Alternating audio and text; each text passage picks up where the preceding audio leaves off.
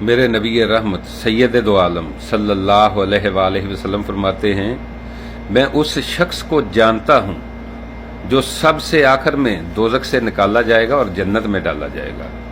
سبحان اللہ۔ آپ صلی اللہ علیہ وآلہ وسلم فرماتے ہیں، میں اس شخص کو جانتا ہوں، اللہ تعالیٰ اس کو اپنے کرم سے، اپنی رحمت سے اس کو اپنے قریب کرے گا، اس سے سوال پوچھے گا کہ یہ گناہ تو نے کیا ہے، اس کے چھوٹے چھوٹے گناہوں کے بارے میں اس سے پوچھا جائے گا۔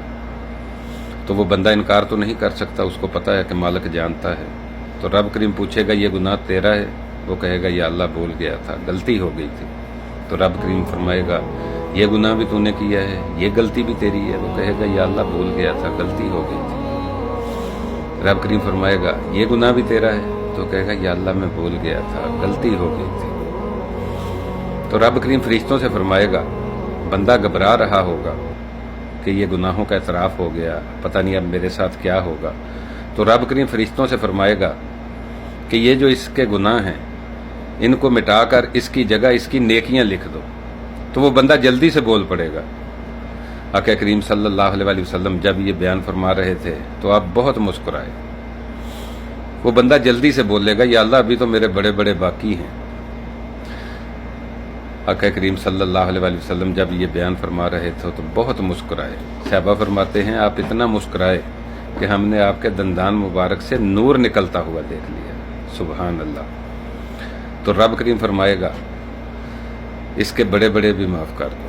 وہ اللہ سے شرمندہ ہو رہا تھا، حیا کر رہا تھا۔ تو اللہ تعالیٰ پھر جب اپنا کرم فرماتا ہے، اپنا فضل فرماتا ہے، تو پھر اللہ تعالیٰ بڑے بڑے یا چھوٹے چھوٹے نہیں دیکھتا ہے، اللہ تعالیٰ سارے معاف فرما دیتا ہے۔ تو اللہ سے توبہ استغفار کریں۔ اللہ تعالیٰ تو فرماتا ہے جو بندہ میری طرف آتا ہے، آنے کا ارادہ کرتا ہے، تو میں تو پہلے سے کھڑا ہو کر اس کا استقبال کرتا ہوں۔ بندہ ایک بار جب اللہ اکبر کہتا ہے، اللہ کو پکارتا ہے، تو اللہ تعالیٰ 70 بار لبیک کہتا ہے۔ تو استغفار کر لیں، اللہ کی طرف لوٹ آئیں۔ ابھی وقت ہے، پھر بڑا ڈاڈا پچھتاوا ہوگا جب وقت نہیں رہے گا۔ ابھی اس وقت کے لیے تیاری کر لیں، خود کو سانچہ محمدی میں ڈال لیں، نیکی کی راہوں پر خود کو ڈال لیں۔ جزاک اللہ۔